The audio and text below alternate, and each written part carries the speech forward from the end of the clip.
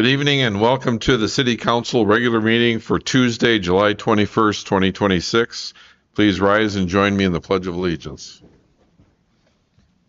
I pledge allegiance to the flag of the United States of America and to the republic for which it stands, one nation, under God, indivisible, with liberty and justice for all.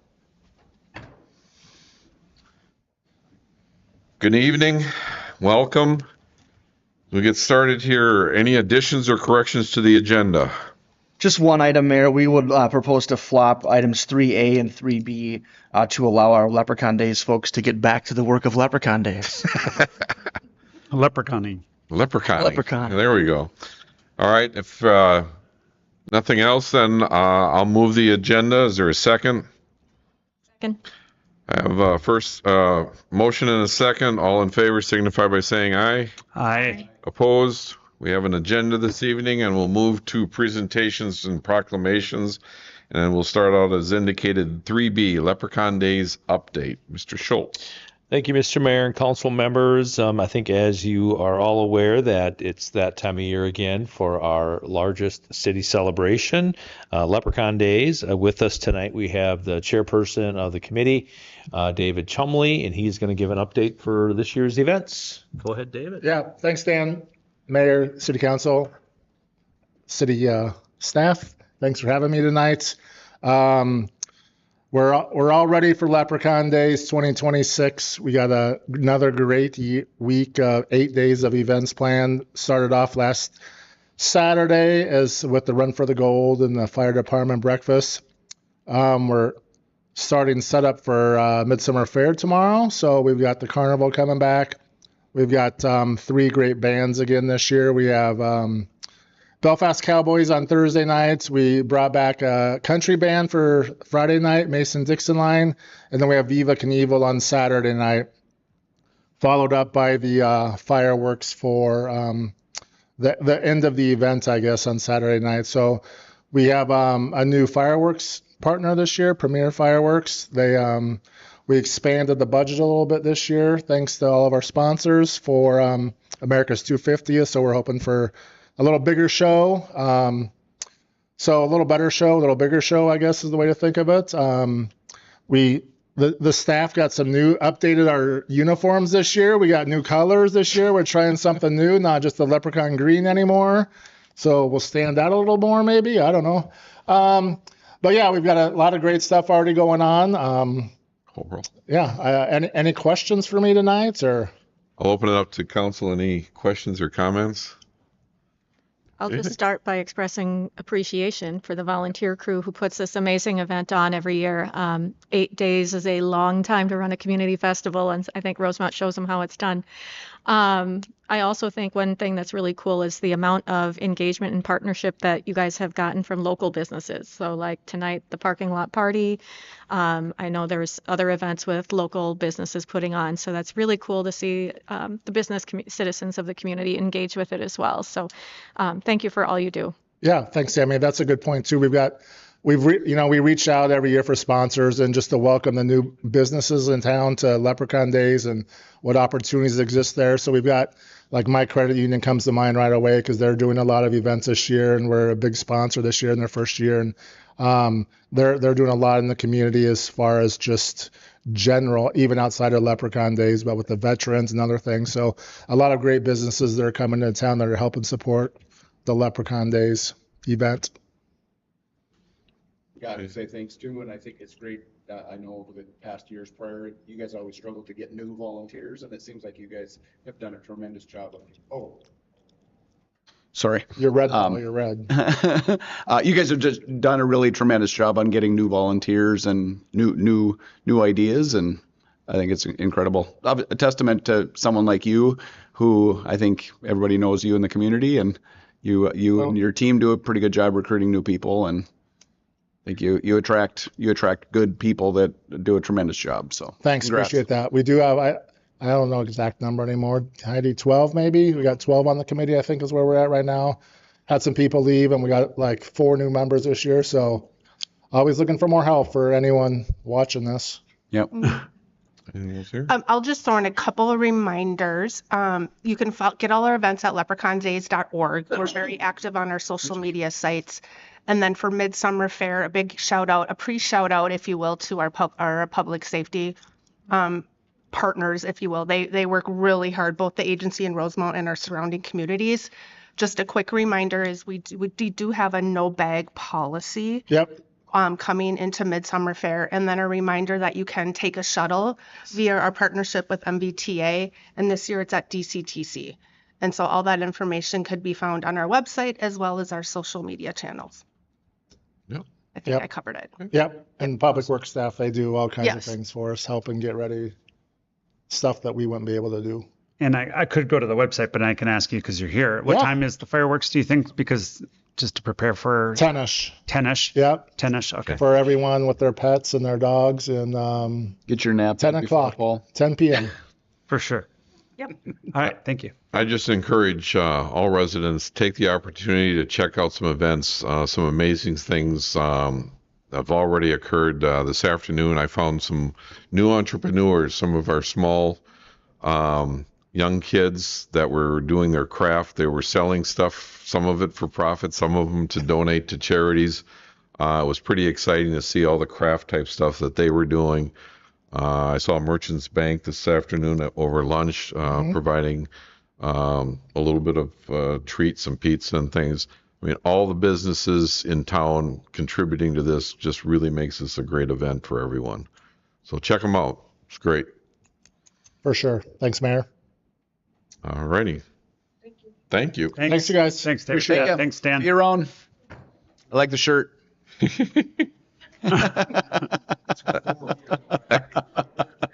Coral. Yeah, I think it's coral. That completes item 3B. We'll move to 3A, the 2025 Management and Annual Comprehensive Financial Report. And I'm Mr. looking to Yes. Ms. Malika to tee it up. Mr. Mayor, members of City Council, each year the city's financial records are audited by an independent public accounting firm, and the goal is to provide reasonable assurance the city's financial statements are free of material misstatement. So our city's financial records have been audited by LB Carlson. So I'm going to turn this over to Aaron Nielsen, a principal at LB Carlson, for tonight's presentation. All right, very good. And Mayor, Council, I'm pleased to be here this evening. It's always probably the most exciting part of the audit for me, the annual wrap up, but probably more exciting for your staff that have been working so hard to prepare for it and complete it. Tonight, I'm here to present the 3 reports that we have issued this year or opined on. We've got the annual comprehensive report, which is a 125-page document with a ton of information in there, both financial and non-financial information. The city has received the GFOA award for the past 29 years, so this year's has been completed to allow you to submit for that award. We also have our special purpose reports for the audit under government auditing standards, as well as the report for the Office of the State Auditor's Legal Compliance Manual. And then our management report, which we try to use to summarize required communications with governance, as well as to share the results of our audit.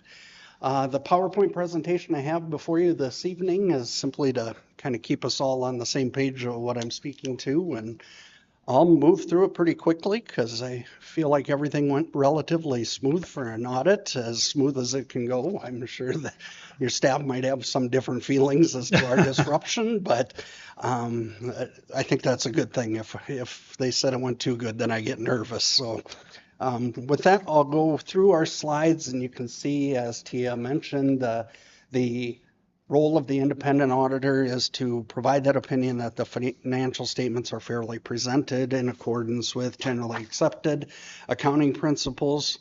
And then we have also issued our reports on internal controls and compliance with the financial statement audit, as well as with the Office of the State Auditor's Minnesota Legal Compliance Manual. And getting right to it, for our role, we've issued, as you can see over those financial statements, an unmodified or a clean opinion on the financial statements. So exactly what you're looking for.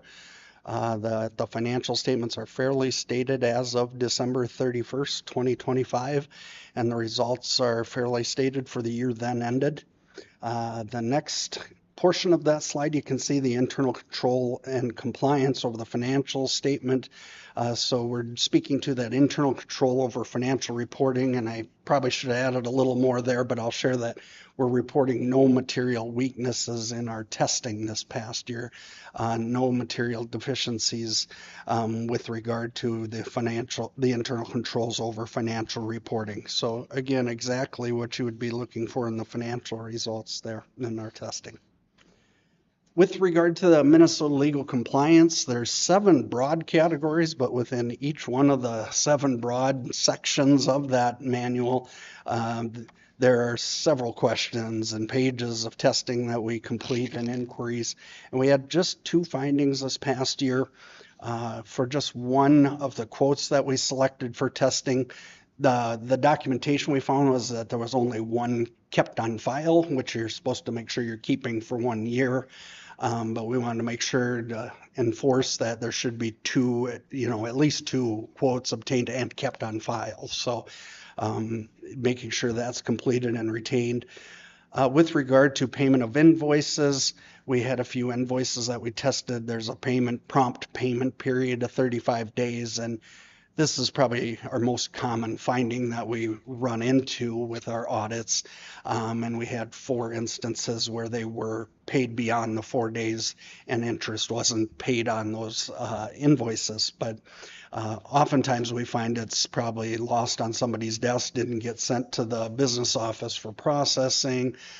There might be, communications going back and forth on making sure quantities are accurate. And we would understand that, and we'd then reinforce, make sure you're documenting it so we're not finding out after the fact, because I'm going to report it just for transparency in that case. But nothing that I found of concern where it's still unpaid or anything like that, or disputes ongoing with those vendors.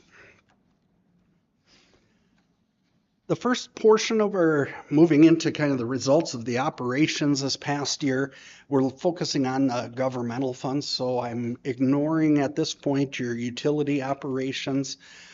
This would include the general fund, your capital project fund, debt service, the Port Authority governmental funds, and then all the remaining funds lumped together as non-major funds. Overall, big picture, you can see the fund balance of these funds combined was a reduction of about $2.1 million. You can see there was a significant shift between restricted and assigned, and that's the source of your resources received this year, reestablishing some of the resources that were spent, which were restricted unspent bond proceeds that went towards the completion of 2 major capital projects this year. So when you look by individual funds down below in the major fund, you can see that decrease was largely, and I would say as anticipated, with timing of capital project activity this past year with the completion of 2 major projects this year. So a slight spend down in that year-end fund balance in that capital project funds, you can see really accounts for the change. The general fund had a slight reduction overall, but I'll save that as we move on to the next slides. We have several for the general fund. Getting right to the components of fund balance for the general fund, so that primary operating fund of the city. As you can see, better get my notes open so I don't miss anything here. As you can see, the operations this past year, there was a slight spend down in total, and then you can see that breakdown of unassigned making up a majority of the fund balance. There's some dollars that have been assigned for specific purposes, and then you can't even, see the amount that's in non-spendable, which is amounts you have held in prepaids and inventory as of year end. So it's an asset, but you really can't transition it to something else without selling it and using it. You'll simply utilize those resources.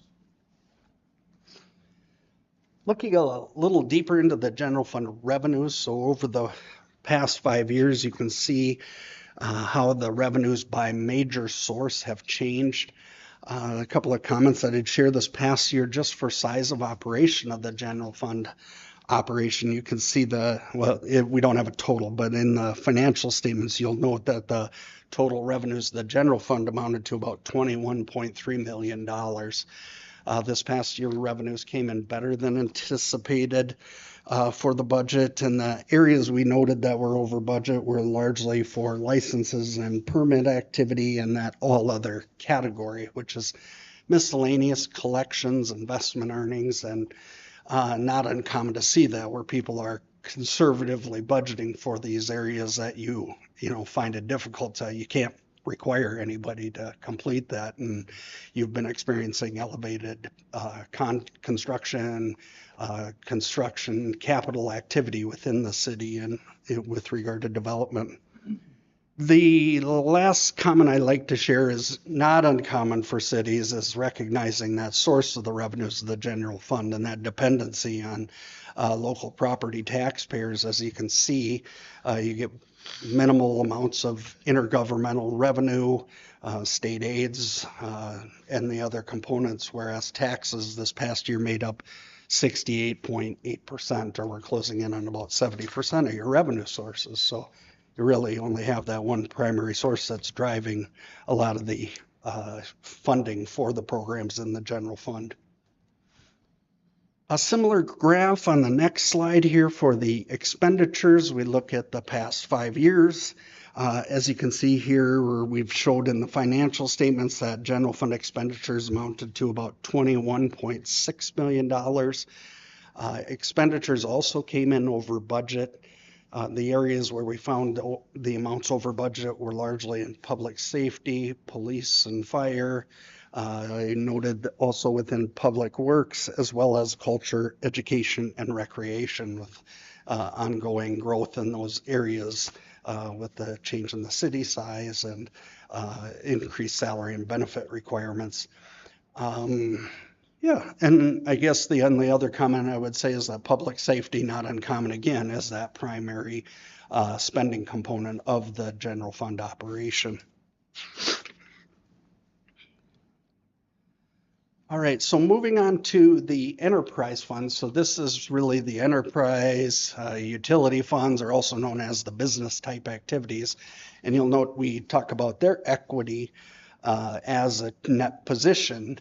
These funds are under the full accrual of accounting, so we capture capital assets as well as the long-term obligations of the utility operations, because they're meant to operate with the users and the beneficiaries of the services they provide paying a majority of the costs, whereas the governmental funds, which are financed by property taxes, the focus is more current and what are the dollars available to you invest into programs in the near future that's available for future spending.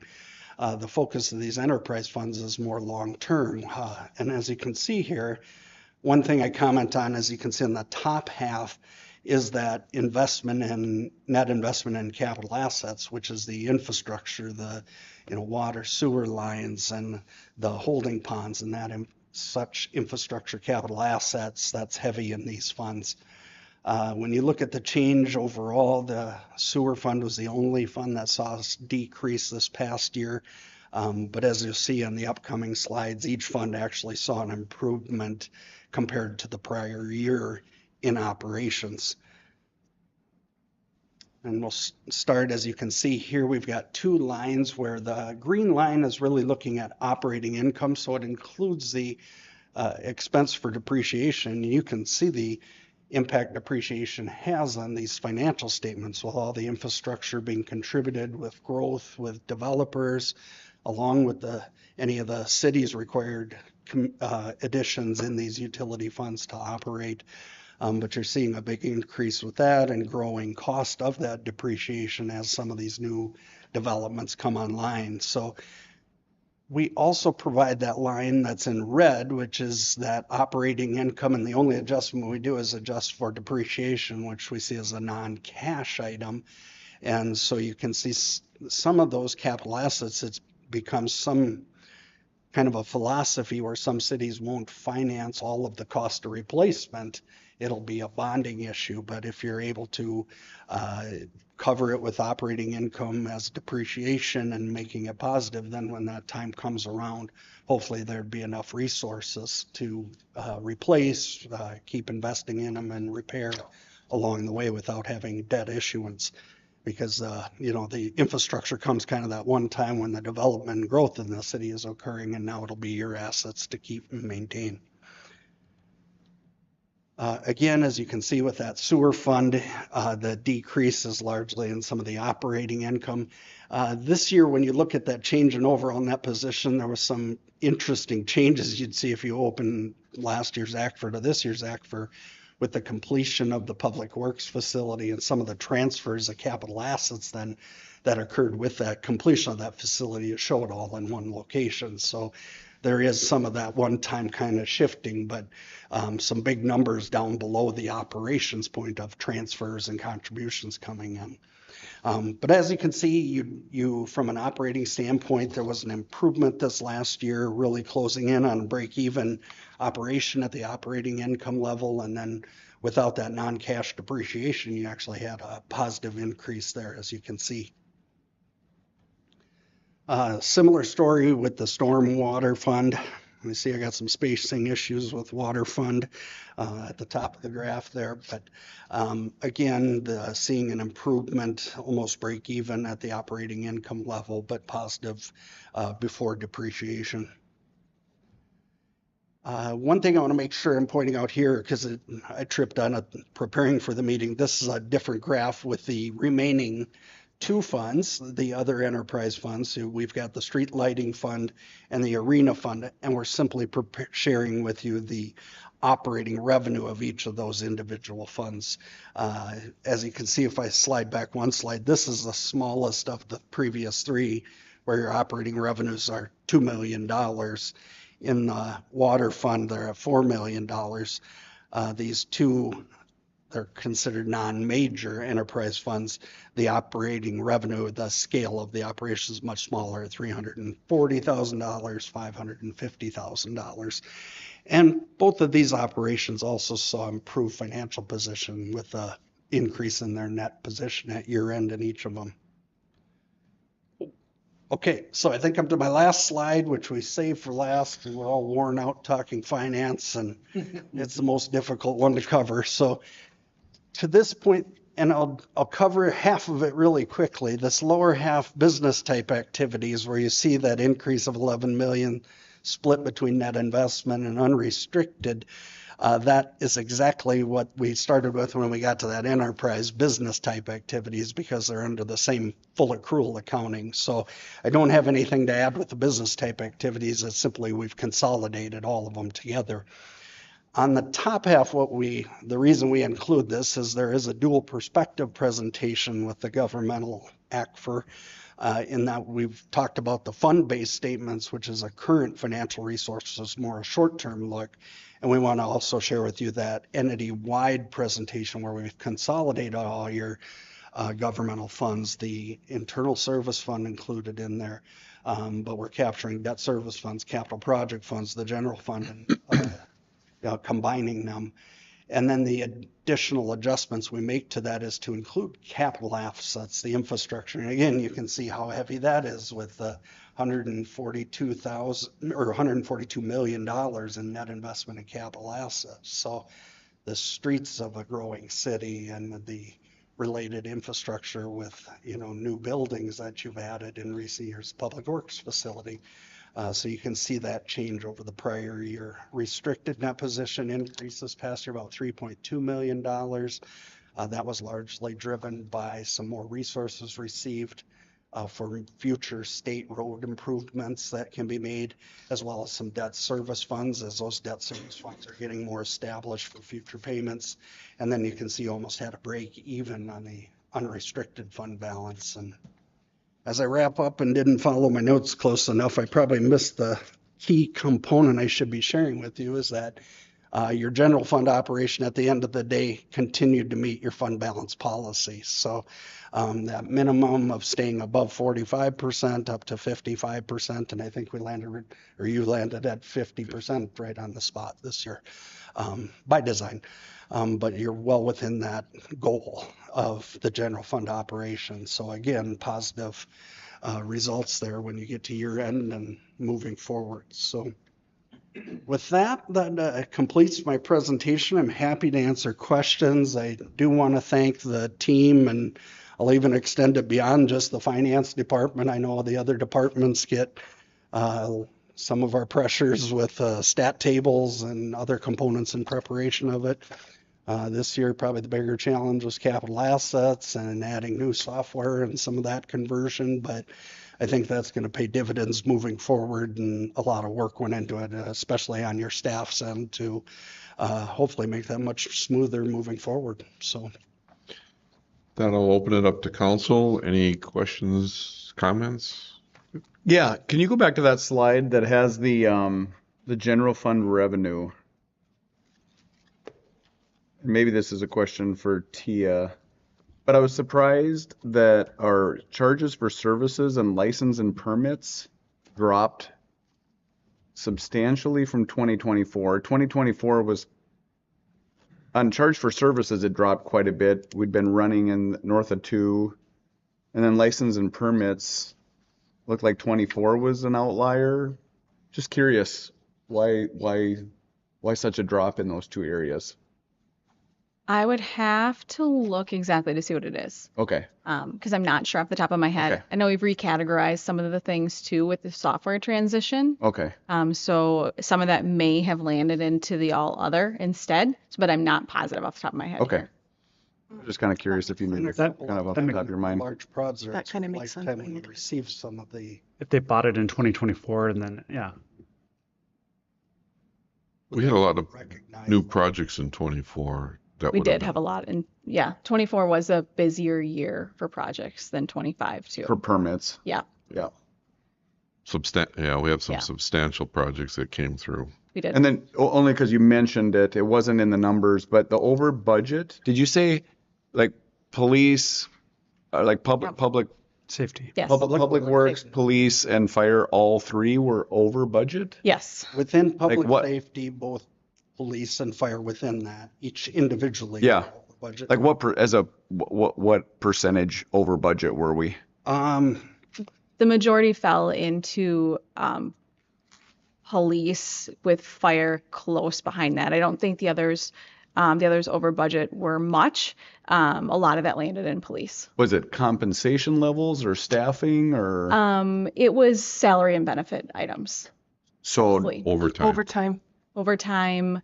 Additional staff members. We had the payout we had Oh, yeah.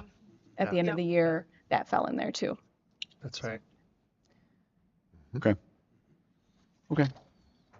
Other questions? Thank you. Yeah. You had mentioned at the beginning of your presentation that we paid off 2 capital projects. What were the 2 projects that we finished paying off? That was Lifetime and the Police Public Works. Okay. Yeah. And So we've still been completed. working through that. Okay. Yeah. Got it. Okay. Thank you. Anything? How many people have touched this throughout the whole life cycle of this report? From my team, Yeah. we bring out, is it 3 or 4 that are on site at times? At the end, it's still that same team. I'm not here as much during this field work, and then so you get a heavier bit of me at the end. And then when, as part of our process, when I'm done with it and drafted it, then a separate partner or manager that was not involved on the job reads through the whole report again, just to be, independent, that wasn't sitting here too lost in the weeds and Sure. see something I should have caught that So you're going to fresh see. set of eyes and Right, everything. Right. So- 5 to 6 is probably a pretty good number, not counting the admin time. Right. A couple typers and so Right. on. And then how many staff? 5 from finance plus some from every department. So, because we That's- yeah. require stuff from every single one of them, they work well with us and our requirements and need to drop everything sometimes. When Aaron's team needs stuff, then we need stuff quickly, and it keeps Aaron's team moving faster. So, a lot. I bring it up because, to your point, you have to ask each department to get their reports to you on time, and then those reports to you and your staff on time, and that whole, to see this all to come together. I mean, yes, we see it on maybe 15, 20 slides, Right. but all the work that goes into, and just, I just want to, I guess, pause and just say thanks to Tia and her team, and as well as the rest of the staff for all the work that they do, because this is kind of how the sausage is made, but it's really cool to see that things are heading in the right direction. We're being fiscally responsible. We're doing the right things as we're growing at a, such a aggressive way. So thank you for everything. Thank you. That's all I have. Anybody? I think. Just I wanted to touch base on the two findings. If you could speak a little bit to how those have been addressed internally.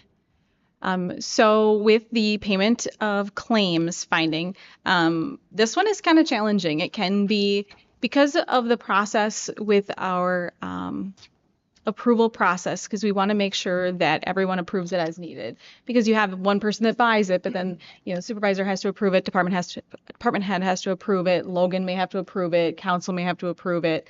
But what we have done is we've implemented our new accounts payable workflow system, which is automating the timeline. It auto escalates the invoices, so you can't sit on it too long. It automatically flows to the next person.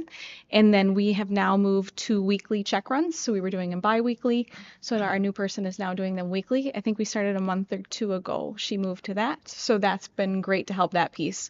And then with the bids and quotes piece, that has been followed up on, and we continue to discuss that with department head level, and communicating that to staff is ensuring we are following the bids and quotes as guidelines that we've been given by the auditors to follow legal compliance. It's just ensuring that we're doing that, trust but verify. Mm-hmm. And then as a follow-up, I know Councilmember Tyson mentioned all the work and effort that went in there. Could you speak a little bit to some of the other things that are going on behind? Because you've actually had a fair amount of change within the systems that you've been implementing over the last several years. And could you just speak to how that is progressing? We've had a lot of change, and the auditors have been great working with us. We have fully changed over our chart of accounts. That was a challenge for them last year. So they're working on combining them on their end, and then last minute, it was great that we were able to pull that together for them. But we have fully changed over our financial software, our accounts payable software, and our fixed asset software. I feel like I don't know what else. There's been so many changes in the last couple of years. Yeah, payroll changed over. Oh, timesheets have changed over. Everybody helps contribute to this because we've changed so much. I feel like we've changed everything over in finance. But it's been busy, it's been good, and it helps contribute to move us forward and get us in a better place, and hopefully not run into the same issues. And audit has been continuing to go a lot smoother. The audit team's been phenomenal to work with our accountants in helping to improve our processes too, and helping eliminate some of our worksheets and our workbooks and all of this redundant work we've been doing, just streamlining that stuff. It's been awesome being able to do these transitions and then work with Aaron's team just to make it better. I just wanted to highlight, because there's a fair amount of work as we continue to grow, we're moving beyond where we've been, and so that transition is particularly hit hard in the finance area, and then to be able to go through an auditing every year and basically come up clean. Mm-hmm. As we see that each year we're recognized for the effort and things. So just a thank you to your staff, and actually all of staff, because they feed information to you, and if it's not there, that makes it kind of hard on the finance team. Any other questions, comments? All righty. Congrats. Thank you. Yeah. Thank you. Just maybe a call out to Chief Thomas for being the leader for the expenses this year. So I have someone back smiling. I don't know that he wants to be there. No, just wanted to get a smile. Thank you very much. Thank you. So with that, would anyone like to move the motion to accept the 2025 financial reports? So moved. Second. I have a motion by Essler, second by Tyson. Roll, please. Essler, Aye. Klimpel, Aye. Weisenfeld, Aye. Tyson, Aye. Bresky. Aye. And that is accepted 5-0 and completes item 3A. We'll move on to item 4, response to public comment. I believe we do not have anything to respond to this evening. We'll move on to 5, public comment. And seeing no one in the audience, we'll consider public comment closed. We'll move to consent agenda item 6, We have items A through J this evening. We have bill listings, minutes of our June 23rd City Council meeting, our July 7th regular meeting, and July 7th work session proceedings. We have a City Council compensation adjustment, authorization for temporary street closings, and adding events in the service agreement for Leprechaun Days. A request by Marcus Ramos and KDP Biscayne LLC for a conditional use permit for a major auto repair business located within the Biscayne Business Park. We have the 2027 SIP Engineering Services and Feasibility Report. This is for the Street Improvement Project 2027-0. This will be east on Biscayne of the Public Works and Police Campus in the streets of Belfast, Birch, and Belmont. That'll be coming forward. This is the Engineering Services report release of that.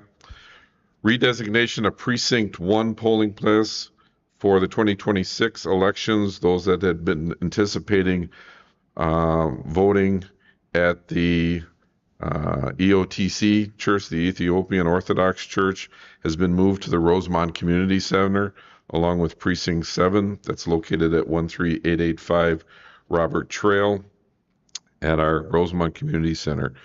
And the last one, donation acceptance from the American Legion in the amount of $3,500 for the 2026 Kids Dance for Leprechaun Days. Would anyone wish to pull anything for further comment or discussion? Seeing none, I'll accept a motion to approve the consent agenda A through J. So moved. I'll second. I have a motion by Tyson, second by Fresky. Roll, please. Klimple. Aye. Weisenthal. Aye. Tyson. Aye. Fresky. Aye. Essler. Aye. That completes the consent agenda 5-0. Approved. We'll move past public hearings, which we have none this evening. Unfinished business, we have none. And we'll move to item 9A, new business, the Dunmore Greenway Trail, accepting bids and award of contract. Mr. Schultz. Mr. Mayor and council members, we recently put out for bid the Greenway Trail in the Dunmore neighborhood area. This is a trail that we've been working on now for a handful of years with Dakota County. We have a joint powers agreement with Dakota County to pay for the construction of the trail. The city takes care of the design, and then we also implement the project and complete the work with a bidder that we're talking about tonight. The trail will go from 132nd Street in Dodd up to Connemara Trail. The Greenway Trail consists of a 10-foot wide asphalt trail on the east side of the neighborhood. This is a unique designed trail because of the easement that this trail sits in is a 30-foot wide easement in the backyard of several homes. So we've had a handful of meetings to meet with the residents to talk about the impacts. I think a couple meetings ago, we did have one temporary construction easement that we did get approved for one of the residents in this area. And so, we're doing our best to try and keep them informed and keep them very up to speed on what the impacts will be. And, it's going to be in some of their backyards, like I said earlier. So we're working with some of them on fences and landscaping and things like that. But, back to the topic of tonight's item. The project was put out to public bid, and the results are included in your packet. The low bidder was Urban Edge Contracting. They came in considerably lower than all of the other contractors. They were one of two contractors that came to the pre-bid meeting to get more information about the project, to learn more about it. I know they've been out there. We had our project engineer from SRF actually call and talk to them about their bids. This was not just a lump sum bid. This was an itemized bid. So we could see everything that they were including in their bid. When I asked the engineer to call them, my direction to the engineer was, let's have them let's give them the opportunity to pull their bid. We've done that before with projects where if someone is just way out of line with the bid, we feel like it's probably less of a headache for us to try to, deal with a little bit like this. But they were insistent that they need the work, that they looked at some of their margins, and that they were comfortable that they could complete the project for this price. With that being said, we have not signed a contract with them yet, obviously, and we will, be doing that soon if this gets approved tonight. But I just wanted that to be very upfront on that and be clear that we've had the discussions with them. They think they can do it for this price, and so staff is recommending that we do go with the low bidder, which is Urban Edge Construction, in the amount of $314,676.55 for this project. The engineer's estimate was about $420,000. So you can see that the bidders who were from the second down, they were all fairly close in a pretty tight grouping. And so again, we've talked with the low bidder, want to make sure that we go into this project on good footing. We don't want to be constantly, battling change orders and issues with things. And so the engineer, after talking with them, has a clear understanding that they are going to stand by that price, and staff is recommending that we go with the low bidder. And I will stand for questions. Okay, questions? 2 questions. Have we Yep. worked with them before? I have not worked with them before. They have bid on several of projects that we've done in the past, but we have not worked with them. Mr. Egger, have you worked with them? I know they are, known in the Twin Cities and have done other projects for other communities. And so I did talk to a couple other cities, and they said that they have had them work for them and did not have issues with them. Okay. So we have checked their references. Okay. On this way? Anyone? I'm good.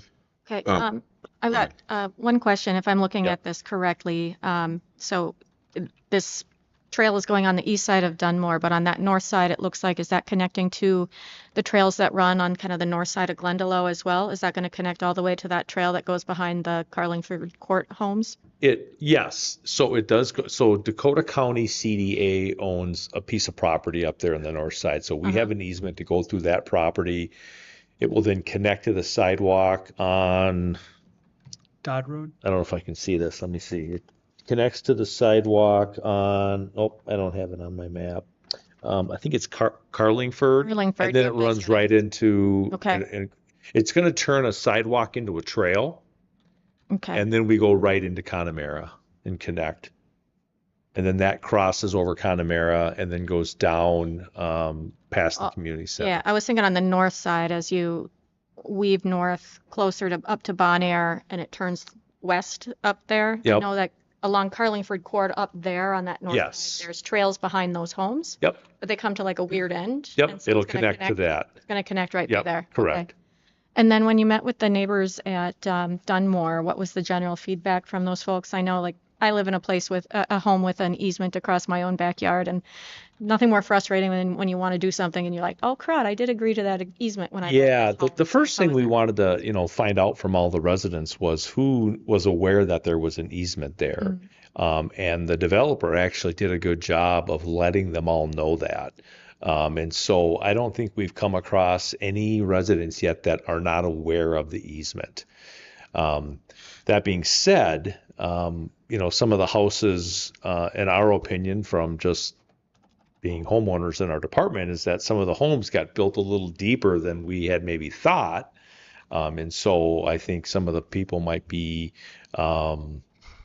a little surprised at, having this trail right in their backyard, but there is space for landscaping, and we're being as flexible as we can to push the trail all the way to the the east side, if possible, on this. And then again, we're working with the one resident that was impacted quite heavily. We had to actually grade into his yard.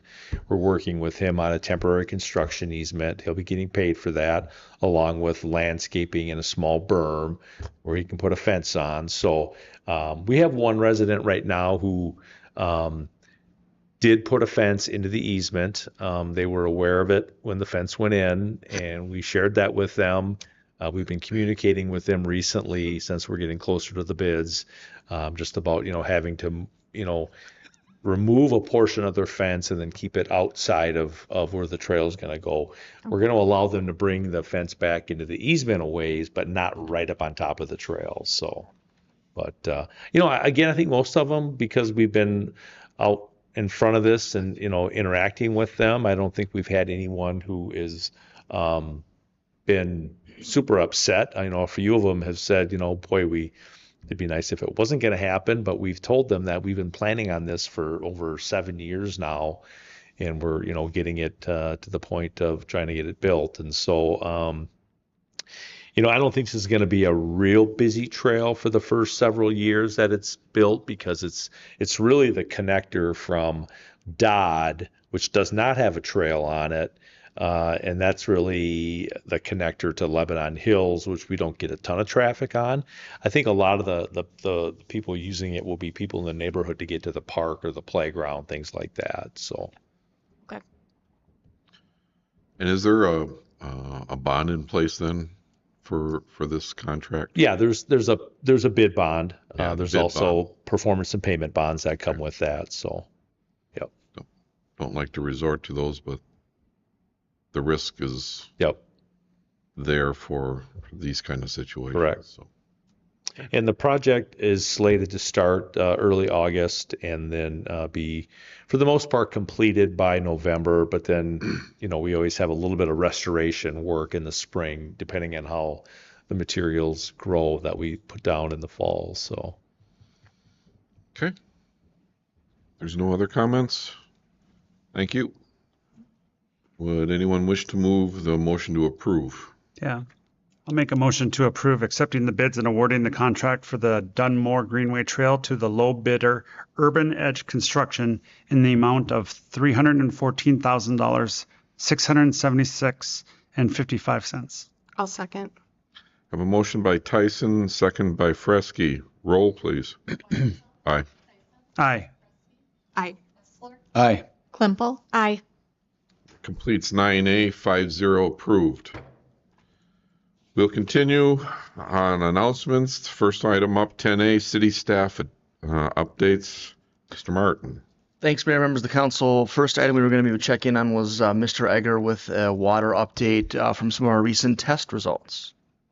Thank you, Mr. Martin. Council members, I just wanted to, because this is pretty fresh news for me, we received our most recent monitoring results for gross alpha on our wells that have been on quarterly cadence for testing.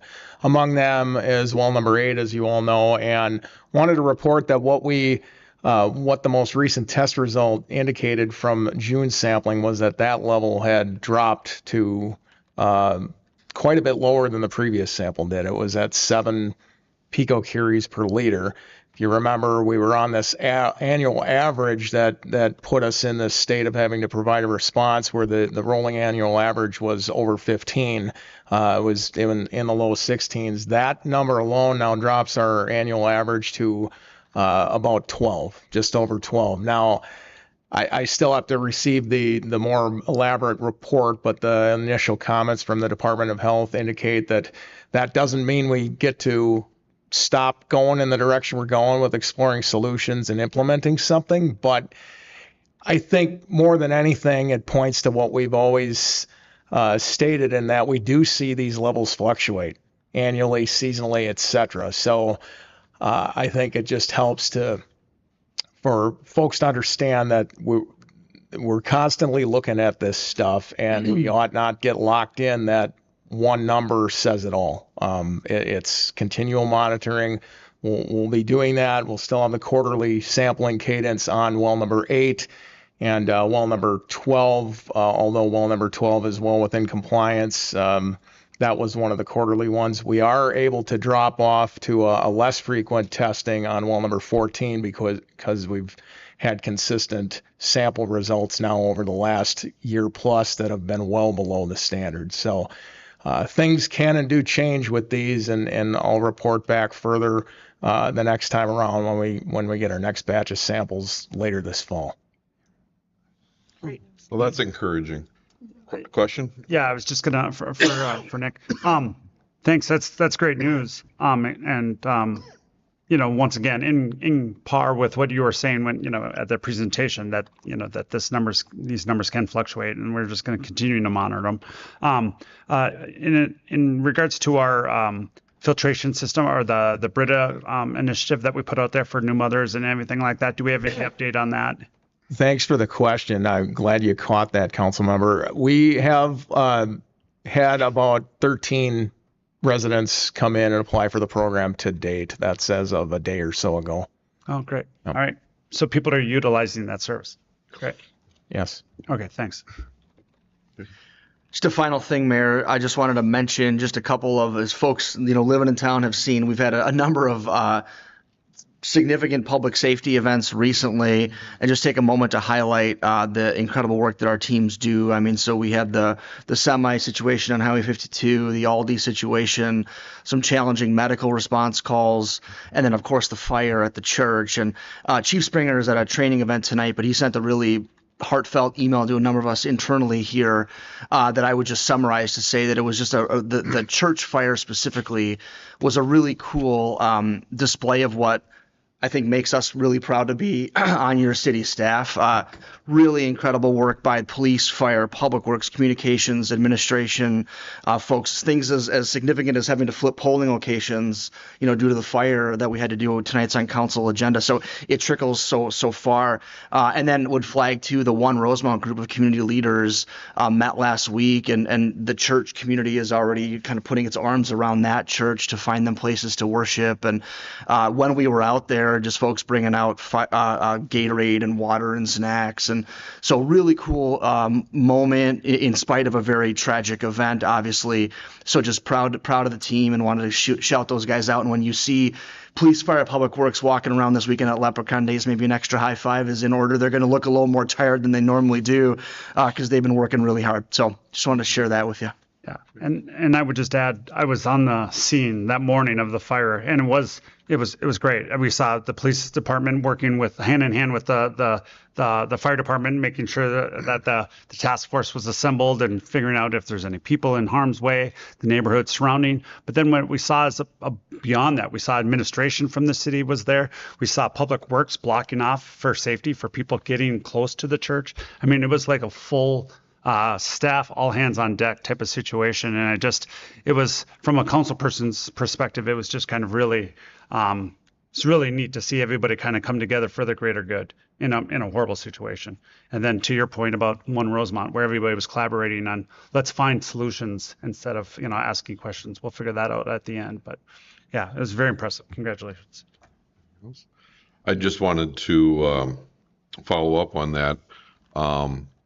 One of the heartening things, despite the tragedy, the parishioners there obviously impacting them as they just opened this church earlier this year, and their celebration was Easter, was also the opening of that church for them.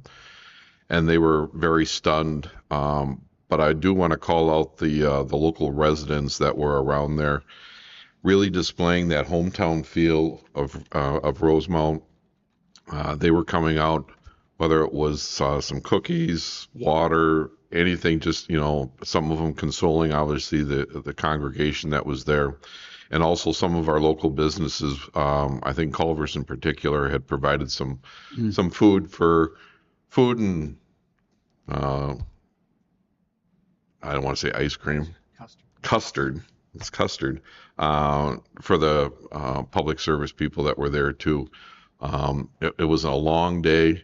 It takes time to do some of that things. The fire marshal was obviously waiting for some of the structure to be taken care of before he could actually get in there. So Just a shout out to the community. Recognize that we've seen this in other catastrophes, structure fires that we've seen around. People just stepping up, and it just speaks really well of our community. So that'll complete 10A. We'll look at the upcoming calendar. July 27th, Parks and Natural Resource Commission meeting here at the Chambers, 7 to 8 p.m. Planning Commission, July 28th on Tuesday, 6:30 to 7:30 p.m. And then a change to highlight is our next council meeting will be on Monday, August 3rd the work session will be from 5 to 6, and then the council meeting from 7 to 8. This is because we have Tuesday night, the Night to Unite, where they have the opportunity to meet your neighbors, police and fire personnel, city council, city staff will be out, public works, for a night of fun and connections.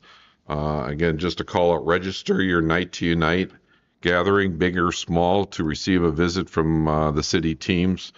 That's register at Night to Unite on our web page. Again, that's Tuesday night, August 4th, from, I want to say that's 5 to 9 p.m. And then just to note, due to the fire health concerns that occurred this previous week, the Splash Pad Summer Celebration got moved to August 14th. It'll be 11 to 12 at Central Park at the Splash Pad.